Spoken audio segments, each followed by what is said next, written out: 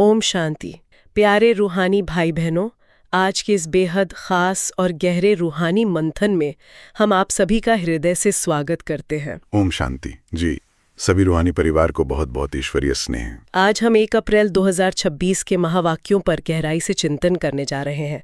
और इस मंथन को शुरू करने से पहले ना मेरे मन में एक बहुत ही रोचक विचार आ रहा था। अच्छा, क्या विचार आ रहा था? मतलब कल्पना कीजिए कि किसी के हाथ में एक ऐसा नक्शा है जो दुनिया के सबसे बड़े खजाने तक जाता है। जी। और वो व्यक्ति ठीक उसी जगह पर खड़ा है, एकदम उस जगह पर जहां वो खजाना गड़ा है, लेकिन फिर भी वो उस खजाने को देख नहीं पा रहा है। अरे, ऐसा क्यों? खजाना तो सामने ही है। क्योंकि उसकी आंखों पर एक बहुत ही मोटा, एकदम धुंधला पर्दा पड़ा हुआ है। अब ये स्थिति सुनने में थोड़ी अजीब लग सकती है ना? जी बिल्कुल, कोई भी सोचेगा कि ये कैसे संभव है। लेकिन अगर हम गहराई से सोचें तो क्या हम सभी की आध्यात्मिक स्थिति आज कुछ ऐसी ही नहीं है? वाह, ये जो खजाने और अंधेपन का रूपक आपने दिया ना, ये आज के महावाक्यों की बिल्कुल सटीक तस्वीर पेश करता है। जी, मुझे भी आज शिव बाबा के मधुर महावाक्य पढ़ते हुए यही महसूस हुआ। बिल्कुल, बाबा ने आज मीठे बच्चों को जो सार दिया है वो सुनने में तो बहुत सरल लगता है, लेकिन उसकी गहराई सच में असीम है। हाँ, बाबा ने कहा है कि बाप जो है, जैसा है, उसे उसी रूप में पहचानना। एकदम सही। और ये सिर्फ एक वाक्य नहीं है, मैं कहूंगा कि ये पूरी रूहानी यात्रा का सबसे बड़ा आधार है। यही बात मुझे हमेशा सोचने पर मजबूर करती है।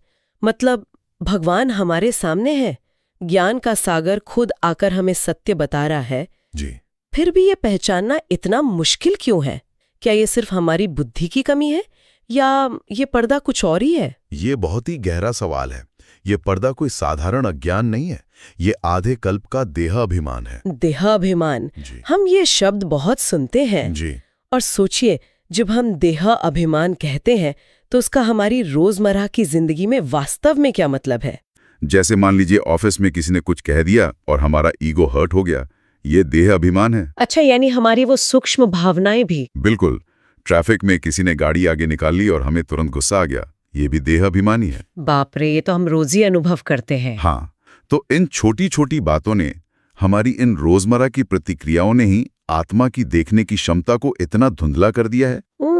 समझ रही हूँ। और इसी वजह से भगवान सामने होते हुए भी जो है जैसा है के रूप में दिखाई नहीं देता। मतलब हमारी रोजमर्रा की जो सूक्ष्म प्रतिक्रियाएं और हमारा जो ईगो है, वही वास्तव में वो धूल है जो सत्य को ढक देती है। एकदम सही कहा आपने। लेकिन बाबा ने ये भी तो कहा है कि जिस दिन ये पहचान पूरी दुनिया को एक साथ हो जाएगी, उस दिन क्या होगा? जी, आज के प्रश्नोत्तर में बाबा ने इस पर बहुत ही अद्भुत दृश्य का जिक्र किया है। हाँ, मैंने पढ़ा वो बाबा ने प्रत्यक्षता के नगाड़े की बात की है। बिल्कुल, चारों ओर प्रत्यक्षता का आवाज फैलेगा और बाबा कहते हैं कि जब आत्माओं को ये गहरा निश्चय हो जाएगा। कैसा निश्चय? कि स्वयं भगवान इस पुरानी और दुखदाई दुनिया का विनाश करा के नई दुनिया की स्थापना करने आए हैं जी, और अपनी भक्ति का फल दे रहे हैं, तब एक भारी हलचल मच जाएगी।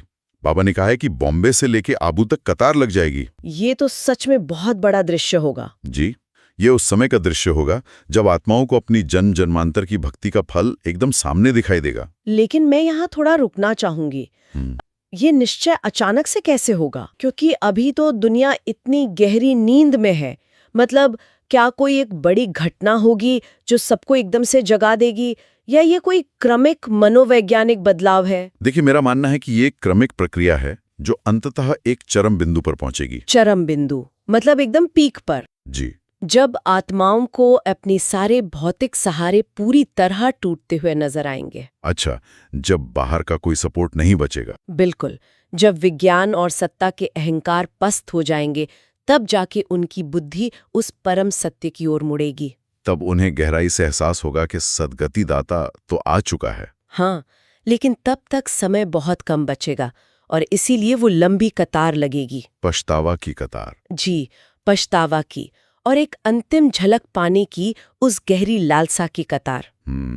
ये तो सचमुच सोचने वाली बात है कि हम समय रहते जाग जाएं, और इसके लिए जो सबसे जरूरी चीज बाबा बताते हैं वो है सच्चे साजन की निरंतर याद। बिल्कुल, याद की यात्रा ही सबसे मुख्य है। आज मुरली की शुरुआत में ही वो प्यारा सा गीत याद दिलाया गया है जो पिया के साथ है। जी, बहुत ही रूहानी गीत है ये। लेकिन ये निरंतर याद रखना कितना मुश्किल है। मुझे ना ये एक पुराने रेडियो को ट्यून करने जैसा लगता है। रेडियो ट्यून करना, ये बहुत दिलचस्प उदाहरण है।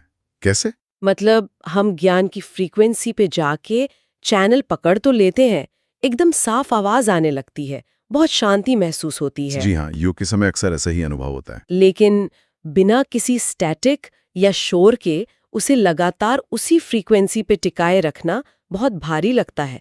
अचानक से दुनियादारी का स्टैटिक आ जाता है। ये रेडियो की फ्रीक्वेंसी और स्टैटिक का उदाहरण बहुत ही यथार्थ है। सच में ऐसा ही होता है ना? एकदम से खड़खड़ होने लगती है ख्यालों में। बिल्कुल। और इसी स्टैटिक के कारण ही तो बाबा कहते हैं कि खुद को आत्मा समझना, एक चमकती हुई बिंदी समझना और ज्ञान के सागर बाप को याद करना, ये मासी का घर नहीं है। मासी का घर नहीं है, मतलब ये कोई मामूली बात या बच्चों का खेल नहीं है। एकदम सही। ये कोई आसान काम नहीं है। लेकिन मैं सोच रही थी कि ये इतना मुश्किल क्यों है? मतलब अगर भगवान से सच्चा प्यार है तो याद स्वतः क्यों नहीं आती? ये संघर्ष क्यों होता है बार बार? इसका बहुत गहरा कारण है, क्योंकि आत्मा पर जन्म जन्मांतर के विकारों का बहुत भारी बोझ है। अच्छा, पिछले जन्मों का प्रभाव। जी, ये जो घड़ी घड़ी भूल जाने की बीमारी है ना, ये उसी पुराने स्टैटिक का ही नतीजा है, जो हमने इतने जन्मों से इकट्ठा किया है। बिल्कुल।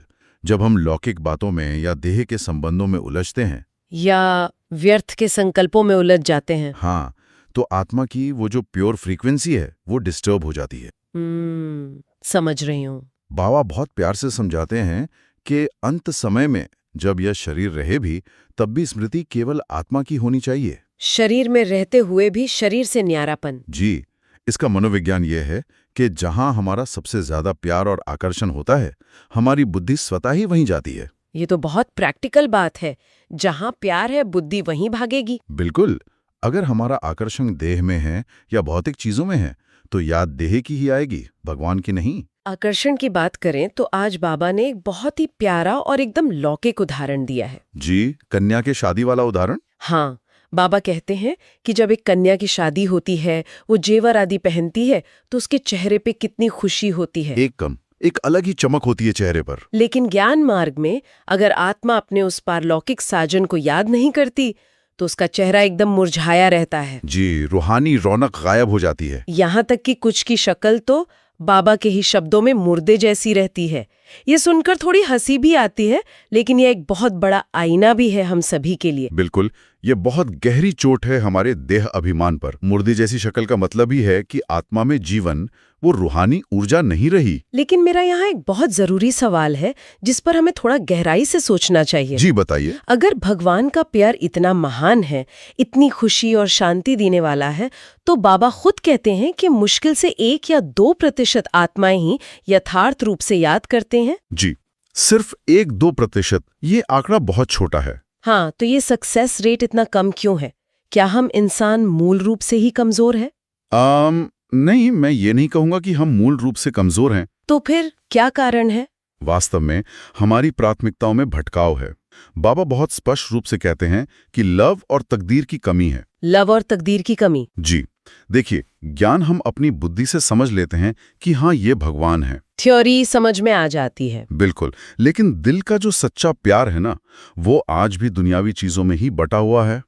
यानी प्यार का बिखराव है। हाँ, हम भगवान को एक सुप्रीम शक्ति की तरह तो याद करते हैं, लेकिन साजन की तरह नहीं। साजन की तरह याद करने में क्या फर्क आ जाता है? बहुत बड़ा फर्क है।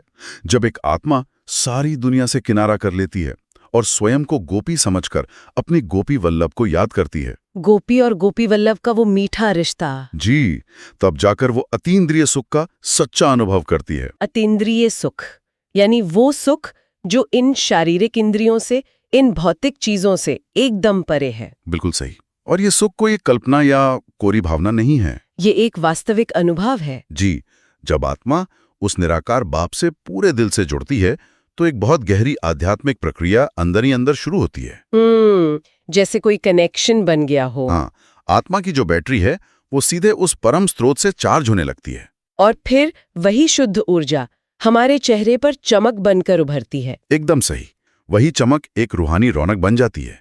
इसलिए बाबा कहते हैं कि बिना याद के चेहरा मुरझा जाता है। क्योंकि आत्मा को अपनी असली खुराक ही नहीं मिल रही है। बिल्कुल, खुराक ही याद है।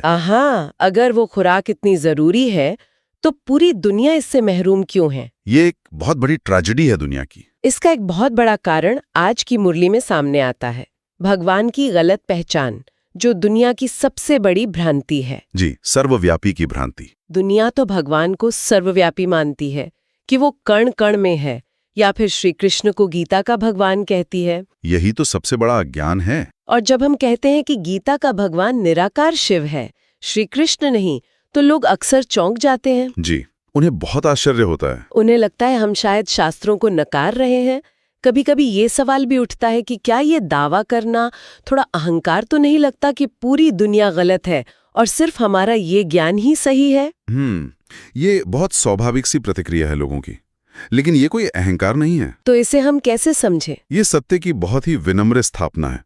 अगर आप इसे तर्क और जो ईश्वरीय कार्य प्रणाली है उसकी कसौटी पर कसकर देखें। कार्य प्रणाली मतलब मैकेनिज्म? जी, बाबा कहते हैं कि श्री कृष्ण और शिव परमात्मा में रात दिन का फर्क है। रात दिन का फर्क? हाँ, श्री कृष्ण सतयुग के पहले राजकुमार हैं।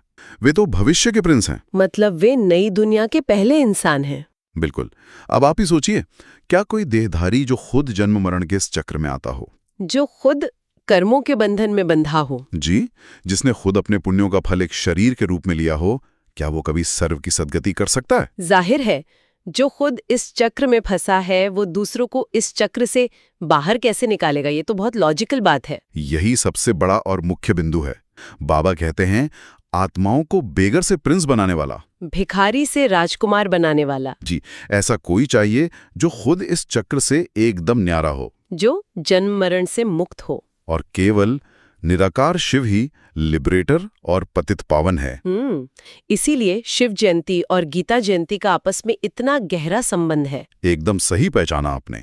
निराकार शिव बाबा ने ही प्रजापिता ब्रह्मा के मुख से गीता का वो सच्चा ज्ञान दिया, और उसी ज्ञान से आत्माओं को श्री कृष्ण जैसा दैवी स्वरूप प्रदान किया। बिल्कुल। जब तक मनुष्य इस भारी भ्रांति से बाहर नहीं आते कि भगवान कोई देहधारी है या वो कण कण में बसा है, तब तक क्या होता है? तब तक वे उस एक बाप से सच्चा प्यार जोड़ ही नहीं सकते। हाँ, क्योंकि प्यार हमेशा एक व्यक्तित्व से होता है, एक एंटिटी से होता है। जी, किसी सर्वव्यापी ऊर्जा या हवा से आप रिश्ते वाला प्यार नहीं कर सकते। मतलब भगवान को सही रूप में पहचानने से ही सारा चक्र समझ में आता है। बिल्कुल, पहचान ही पहला कदम है। और इसी सही ज्ञान के अभाव में आत्माएं आज अर्फन हो गई हैं, अनाथ हो गई हैं। अनाथ अवस्था ही सारे दुखों का कारण है। मुरली में बहुत स्पष्ट आता है कि आज हर तरफ जो ये लड़ाई झगड़े हैं, धर्मों के नाम पर जो टकराव है, वो अनाथ होने के कारण ही है, क्योंकि परमपिता का सही पता नहीं है। जी, और इसी अज्ञान के भारी अंधेरे को मिटाने के लिए बाबा ने हमें तीसरा नेत्र दिया है। तीसरा नेत्र यानी ज्ञान का नेत्र। भक्ति मार्ग में महिमा भी तो गाई जाती है, ज्ञान अंजन सतगुरु दिया, अज्ञान अंधेर विनाश। बहुत ही सटीक महिमा है ये। देवताओं के चित्रों में अक्सर माथे पर तीसरा नेत्र दिखाया जाता है, लेकिन आज स्पष्ट हुआ कि ये वास्तव में इसी ज्ञान का नेत्र है। जी, ये कोई स्थूल आंख नहीं है। हाँ, लेकिन मुझे ये समझना है कि ये जो तीसरा नेत्र है या जो ये आध्यात्मिक ज्ञान है, ये इंसान के वास्तविक व्यवहार को कैसे बदलता है? ये बहुत अच्छा सवाल है। बाबा कहते हैं कि वो हमें पत्थर से पारस बना रहे हैं, तो सिर्फ ज्ञान सुनकर हम पारस कैसे बन जाते हैं? इसका जो मनोविज्ञान है वो बहुत ही परिवर्तनकारी है। थोड़ा इसे विस्तार से समझाइए। देखिए, पत्थर का मतलब क्या होता है? पत्थर यानी भारी, बहुत कठोर, जिसमें कोई संवेदनशीलता नहीं है, जो सिर्फ अपने आप में सीमित है। जी, जो सिर्फ अपने ईगो और स्वार्थ में डूबा है। लेकिन जब ज्ञान का ये तीसरा नेत्र खुलता है ना, तब क्या दिखाई देता है? तब हमें धर्मों के इस विशाल वृक्ष का पूरा चित्र बहुत स्पष्ट दिखाई देता है। कल्प वृक्ष का चित्र। बिल्कुल। हमें समझ आता है कि परमपिता ने मुख्य 3 धर्म स्थापन किए, ब्राह्मण, देवता और क्षत्रिय। जी, हमें ये भी स्पष्ट दिखता है कि हम कभी गार्डन ऑफ फ्लावर में थे, फूलों के बगीचे में, सतयुग की वो सुंदर दुनिया। हाँ, और फिर काम, क्रोध जैसे इन विकारों के कारण कैसे ये दुनिया कांटों का भयानक जंगल बन गई। तो जब ये पूरी यात्रा समझ में आती है, तब बदलाव शुरू होता है। एकदम सही। जब आत्मा को अपनी ये पूरी कहानी, अपना ये अनादि और आदि स्वरूप एकदम स्पष्ट दिखाई देता है, तो उसकी सोच की जड़ें ही बदल जाती हैं। उसे समझ आ जाता है कि ये जो कांटों वाला स्वरूप है, ये मेरा असली स्वरूप नहीं है। जी, और फिर उसके कर्मों से वो जो कठोरता थी, वो स्वार्थ था, वो खत्म होने लगता है। और यही वो प्रक्रिया है जिससे आत्मा पत्थर जैसी जड़ता को छोड़कर पारस जैसी मूल्यवान बन जाती है। बिल्कुल। और सिर्फ खुद मूल्यवान नहीं बनती, पारस का गुण है दूसरों को भी मूल्यवान बनाना। वाह, कितनी सुंदर बात है ये। लेकिन यहाँ एक बहुत बड़ी चेतावनी भी तो है बाबा की तरफ से। जी, सावधानी बहुत जरूरी है। जहाँ ये ज्ञान हमें इतनी शक्ति देता है, वही हमारी कमजोरी की सजा भी बढ़ा देता है। बिल्कुल, जिम्मेदारी बढ़ जाती है। एक बहुत ही गंभीर और थोड़ी सिहरन पैदा करने वाली लाइन है मुरली में, चढ़े तो चाखे वैकुंठ रस, गिरे तो चकनाचूर। ये बहुत ही शक्तिशाली चेतावनी है। जब हम ये ज्ञान का नेत्र पा लेते हैं तो अक्सर ऐसा लगता है कि अब तो सब कुछ अच्छा ही अच्छा होगा, अब हम सेफ हैं। लेकिन माया का वार कभी भी हो सकता है। वही तो, इस महान रूहानी यात्रा में एक छोटी सी गलती, एक पल का भी देह अभिमान इतना भारी क्यों पड़ता है? इसका सीधा सा कारण ये है कि क्योंकि अब हम अज्ञान में नहीं हैं। अब हमारे पास ज्ञान की रोशनी है। जी, अज्ञानता में किए गए पापों की क्षमा फिर भी है, क्योंकि उस समय आत्मा को सत्य का बिल्कुल पता नहीं था, वो अंधी थी। तो उसे आधी सजा मिलती है या माफी मिल जाती है? हाँ, लेकिन अब जब हमें बहुत स्पष्ट पता है कि हम भगवान के बच्चे हैं, हमें सत्य का पूरा मार्ग मिल गया है। हमें पता है कि क्या सही है और क्या गलत है। बिल्कुल। उसके बाद भी अगर हम जानबूझकर या फिर देह अभिमान के वश होकर कोई भी विकर्म करते हैं तो वो कोई साधारण गलती नहीं मानी जाती। तब वो क्या बन जाती है? वो सीधे ईश्वरीय नियम का उल्लंघन होता है। मतलब जितनी बड़ी शक्ति हमें मिली है उतनी ही बड़ी हमारी भिद्यता या वल्नरेबिलिटी भी हो गई है। एकदम सही। ज्ञान मिलने के बाद पाप का बोझा 100 गुना तेजी से बढ़ता है। 100 गुना? ये तो बहुत बड़ा आंकड़ा है। जी, आधा कल्प रावण ने जो अज्ञानता में पाप कराए वो एक अलग बात थी। पर अब अगर गिरे तो चोट बहुत गहरी लगती है। हाँ, आत्मा की स्थिति पूरी तरह से चकनाचूर हो जाती है। बाप रे, तो फिर इससे बचने का मैकेनिज्म क्या है? बाबा ने हमें सिर्फ डराया नहीं है, उन्होंने बहुत ही प्यारा समाधान भी दिया है। क्या समाधान है वो? मनमना भव का महामंत्र। मनमना भव। जी, खुद को अंधा समझकर भगवान की याद को अपनी मजबूत लाठी बना लो। अंधों की लाठी? बिल्कुल। अगर आपने लाठी कसकर पकड़ी है तो रास्ते में चाहे कितने भी पत्थरों, गिरने का कोई सवाल ही नहीं उठता। अंधों की लाठी बनना, ये बात सीधा हमारे कर्मों और हमारी धारणा पर आकर टिकती है। जी, धारणा ही मुख्य है। तो इन सब गहरी बातों को हम अपने रोजमर्रा के जीवन में कैसे उतारें?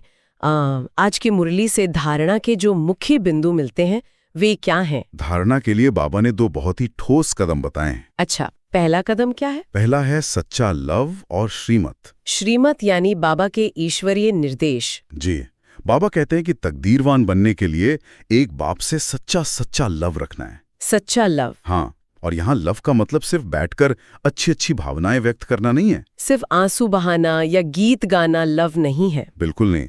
रूहानी लव का प्रैक्टिकल अर्थ है कदम कदम पर बाबा की श्रीमत पर चलना। जहाँ आज्ञाकारिता है वहीं सच्चा प्यार है। एकदम सही। अगर हम मनमर्जी कर रहे हैं, अपने ईगो को पुष्ट कर रहे हैं और फिर कहते हैं कि हमें बाबा से बहुत प्यार है, जी, तो वो सिर्फ खुद को और दूसरों को धोखा देना है। बहुत स्पष्ट बात है ये। और धारणा का दूसरा बिंदु क्या है? दूसरा बिंदु है सबसे बड़ा पुण्य। पुण्य। हम लौकिक दुनिया में तो सोचते हैं कि किसी गरीब को दान दे दिया या भोजन करा दिया, वो पुण्य है। जी, वो लौकिक पुण्य है। लेकिन बाबा ने ब्राह्मणों के लिए सबसे बड़ा पुण्य क्या बताया है? क्या बताया है? स्वयं बाप को निरंतर याद करना और दूसरों को बाप का परिचय देकर उन्हें याद दिलाना। दूसरों को रास्ता दिखाना। बिल्कुल। किसी भटकती हुई आत्मा को सदा काल के लिए दुखों से छुड़ाने का रास्ता दिखाना। इससे बड़ा परोपकार तो आज की दुनिया में सच में हो ही नहीं सकता। जी, यही सबसे बड़ा दान है। क्या बात है। और जब हम ये पुण्य रोज करते हैं, ये धारणा अपने जीवन में रखते हैं, तब हम एक बहुत ही शक्तिशाली वरदान के अधिकारी बन जाते हैं। जी, आज का वरदान बहुत ही खास है। आज का वरदान है अपनी दृष्टि और वृत्ति के परिवर्तन द्वारा सृष्टि को बदलने वाले साक्षात्कार मूर्त भव। साक्षात्कार मूर्त भव। हाँ, इसमें बाबा ने नैनो को जादू की डिब्बियां कहा है। जादू की डिब्बियां बहुत ही प्यारा शब्द है। मुझे ना यहाँ एक बहुत बड़ा आहा मोमेंट महसूस हो रहा है। अच्छा, क्या महसूस हुआ आपको? हम अक्सर इस दुनिया को बदलने की कोशिश करते हैं, दूसरों की गलतियों को सुधारने की कोशिश करते हैं। जी, हमारी सारी ऊर्जा बाहर ही लगी रहती है। लेकिन ये जो जादू की डिब्बियां है, ये मुझे एक दिव्य प्रोजेक्टर की तरह लगती है। प्रोजेक्टर? ये कैसे काम करता है? मतलब हम हमेशा बाहर की स्क्रीन को साफ करने में लगे रहते हैं, जो कि ये दुनिया है। जी। जबकि हमें वास्तव में अपने इस प्रोजेक्टर के अंदर लगी जो फिल्म है उसे बदलना है। वाह। और वो फिल्म क्या है? वो फिल्म है हमारी वृत्ति, हमारा एटीट्यूड। बहुत ही गहरी बात कही आपने। है ना? अगर हमारे अंदर की फिल्म शुद्ध और पवित्र हो जाए तो बाहर की स्क्रीन पर अपने आप नई दुनिया और यथार्थ घर का दृश्य दिखाई देने लगेगा। वाह, ये जो दिव्य प्रोजेक्टर का उदाहरण आपने दिया है ना, ये इस वरदान के पूरे मनोविज्ञान को एकदम खोल कर रख देता है। जी, मुझे ये सोचकर ही बहुत शांति मिल रही है। बिल्कुल। जब हमारी वृत्ति में देह अभिमान की या ईर्ष्या की या किसी भी विकार की जरा भी चंचलता नहीं होती, एकदम स्थिरता होती है। हाँ, तब हमारी जो दृष्टि है वो स्वतः ही दिव्य हो जाती है। और फिर जब हम किसी को देखते हैं तो वो वाइब्रेशंस उन तक पहुंचते हैं। एकदम सही। जब सामने वाला कोई व्यक्ति बहुत विकार या क्रोध लेकर हमारे पास आता है, जो कि आजकल बहुत आम है। जी, और हम उसे सिर्फ अपनी शांत और दिव्य वृत्ति से देखते हैं, तो उसका वो विकार वहीं शांत होने लगता है। हमारे नयन उनके लिए साक्षात्कार का साधन बन जाते हैं। बिल्कुल, वे हमारे अंदर हमारी नजरों के जरिए भगवान को, उस परम शांति को महसूस करते हैं। गई है। जी, स्लोगन इसका आधार है। आज का स्लोगन है, सेवा के उमंग उत्साह के साथ बेहद की वैराग्य वृत्ति ही सफलता का आधार है। बेहद की वैराग्य वृत्ति। तो मैं सोच रही थी, क्या ये वैराग्य ही उस दिव्य विजन की सबसे बड़ी मनोवैज्ञानिक शर्त है? 100%। बिना इसके वो विजन बन ही नहीं सकता। तो इस बेहद के वैराग्य को हम कैसे समझें? देखिए, बेहद का वैराग्य मतलब अपनी जिम्मेदारियां या दुनिया छोड़कर किसी जंगल में जाकर बैठ जाना नहीं है। जी, हम सन्यासी तो है नहीं। बिल्कुल। इसका मतलब है कि हम कर्म क्षेत्र पर हैं, सेवा तो पूरी लगन और उमंग से हो रही है, पूरी मेहनत से। हाँ, लेकिन उस सेवा के जो परिणाम हैं, या जो नाम मान शान है, या उस सेवा में जो लोग हमारे साथ जुड़े हैं, उनसे कोई सूक्ष्म लगाव ना हो। एकदम सही। आत्मा एकदम डिटैच्ड अवस्था में रहे, न्यारी और प्यारी। जी। जब ये आंतरिक डिटैचमेंट या वैराग्य होता है ना, तभी किसी भी ईश्वरीय सेवा में असली सफलता मिलती है। और तभी आत्मा सही मायनों में साक्षात्कार मूर्त बन सकती है। बिल्कुल। और ये डिटैचमेंट हमें कोई रूखा या भावहीन इंसान नहीं बनाता। जी नहीं, रूखापन तो अहंकार की निशानी है। बिल्कुल, बल्कि अव्यक्त इशारों में बाबा ने जो गुण आज सामने लाए हैं, मधुरता और नम्रता, वे इसी सच्चे डिटैचमेंट से ही आते हैं। एकदम। जो न्यारा है वही सबसे मीठा हो सकता है। बाबा कहते हैं कि जिसके पास मधुरता की मधु है, उसके जीवन से असफलता हमेशा के लिए मिट जाती है। मधुरता के मधु, ये कैसे काम करता है प्रैक्टिकल जीवन में? आप ही बताइए, इसका अनुभव क्या है? देखिए, मधुरता कोई बाहर की चापलूसी या मीठा मीठा बोलने का दिखावा नहीं है, जो अक्सर दुनिया में लोग करते हैं अपना काम निकालने के लिए। जी, वो बनावटी मिठास है। लेकिन जो आत्मा निरंतर भगवान के सच्चे प्यार में डूबी हुई है, उसके हर संकल्प में, उसके हर बोल में एक रूहानी मिठास स्वतः ही आ जाती है। एक नेचुरल मधुरता। बिल्कुल। और जहां ये सच्ची मधुरता और नम्रता होती है, वहां किसी भी ईगो का जो टकराव है वो खत्म हो जाता है। क्योंकि नम्रता झुकना जानती है। जी, इसलिए जहां टकराव नहीं, वहां असफलता स्वतः ही समाप्त हो जाती है। ये तो रूहानी याद का सबसे बड़ा प्रैक्टिकल सबूत हो गया। एकदम सही कहा आपने। जो आत्मा भगवान के प्यार में है वो कभी कठोर हो ही नहीं सकती। जो भगवान के प्यार में है वो कठोर हो ही नहीं सकता। जी। वाह, आज का ये जो मंथन है, ये सचमुच हमें आत्मा की बहुत गहराइयों में ले गया है। बहुत ही सूक्ष्म और प्यारी बातें आज बाबा ने स्पष्ट की हैं। सच्चे साजन की पहचान, अतीन्द्रिय सुख का वो विज्ञान, पत्थर से पारस बनने की पूरी प्रक्रिया और अंततः एक साक्षात्कार मूर्त बनने का हमारा लक्ष्य। जी, पूरी यात्रा ही स्पष्ट हो गई। आइए अब इस पूरी चर्चा के अमृत को, इस शांति को हम अपने स्वरूप में संभालें। बिल्कुल, स्वमान के अभ्यास से। जी, हम आज की मुरली से निकाले गए 3 बहुत ही शक्तिशाली स्वमानों का अभ्यास करेंगे। मैं सभी सुनने वालों से कहूंगा कि वे भी हमारे साथ इस अभ्यास में जुड़ें। दुनिया की भागदौड़ और इन बाहरी आवाजों को कुछ पलों के लिए एकदम पीछे छोड़कर बस अपने मन के भीतर इस सत्य को गूंजने दें। हम हर स्वमान के बाद कुछ पलों का गहरा ठहराव लेंगे। पहला स्वमान, मैं एक साक्षात्कार मूर्त आत्मा हूँ। मेरी वृत्ति और दृष्टि संपूर्ण पवित्र और दिव्य है। इस शुद्ध संकल्प की ऊर्जा को, इस रूहानी शांति को हम अपने भीतर कुछ पल गहराई से महसूस करेंगे। दूसरा स्वमान, मैं अतीन्द्रिय सुख में रहने वाली रूहानी गोपी हूँ। मेरा सच्चा लव सिर्फ एक बाप से है। इस अतीन्द्रिय सुख के प्रकंपनों को, इस ईश्वरीय प्यार को अपने रोम रोम में फैलने दें। महसूस करें इस ठहराव को। और तीसरा स्वमान, मैं एक बाप की श्रीमत पर चलने वाली दुनिया की सबसे तकदीरवान आत्मा हूँ। इस ऊंचे भाग्य की स्मृति को अपने मस्तक पर चमकता हुआ देखें। ये बहुत ही शक्तिशाली अनुभव है। इन स्वमानों की जो ऊर्जा है, ये जो रूहानी प्रकंपन है, ये सच में हमारे भीतर एक नई सृष्टि का निर्माण करते हैं। जी, जब ये स्मृति निरंतर बनी रहती है तो हमारा हर साधारण कर्म भी एक ईश्वरीय सेवा बन जाता है। और फिर माया का कोई भी विघ्न या कोई भी परिस्थिति हमें हिला नहीं सकती। बिल्कुल नहीं हिला सकती। हमने आज बात की कि कैसे हमारी दृष्टि पूरी दुनिया के लिए एक प्रोजेक्टर बन सकती है। जी, दिव्य प्रोजेक्टर। लेकिन इस मंथन को समाप्त करने से पहले मैं एक सवाल सभी के सोचने के लिए छोड़ना चाहूंगी। बताइए, क्या सवाल है? हम अक्सर अच्छे और शांत लोगों के साथ तो बड़ी आसानी से दिव्य दृष्टि रख लेते हैं। जी, वो तो बहुत आसान है। लेकिन जरा सोचिए, जो व्यक्ति आज हमारे लिए सबसे ज्यादा मुश्किलें खड़ी कर रहा है, क्या वही व्यक्ति वास्तव में हमारे इस दिव्य प्रोजेक्टर का सबसे बड़ा टेस्ट नहीं है? वाह, ये तो बहुत ही गहरी और प्रैक्टिकल बात आपने कह दी। अगर हमारी वृत्ति उस आत्मा के लिए भी शांत, डिटैच्ड और रहमदिल रह सके, तो क्या यही हमारी सच्ची प्रत्यक्षता नहीं होगी? एकदम, यही असली सर्टिफिकेट है। इस पर आप सभी जरूर गहराई से विचार कीजिएगा। जी। अगर आज के इस रूहानी मंथन से किसी भी आत्मा को कोई विशेष प्रेरणा मिली हो, कोई गहरा आहा मोमेंट आया हो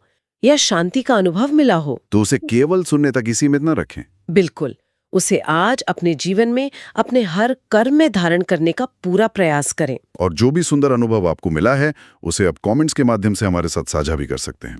क्योंकि एक आत्मा का शुद्ध संकल्प और अनुभव कई अन्य आत्माओं के लिए शक्ति और प्रेरणा का स्रोत बन सकता है। जी, ये भी एक बहुत बड़ी सेवा है।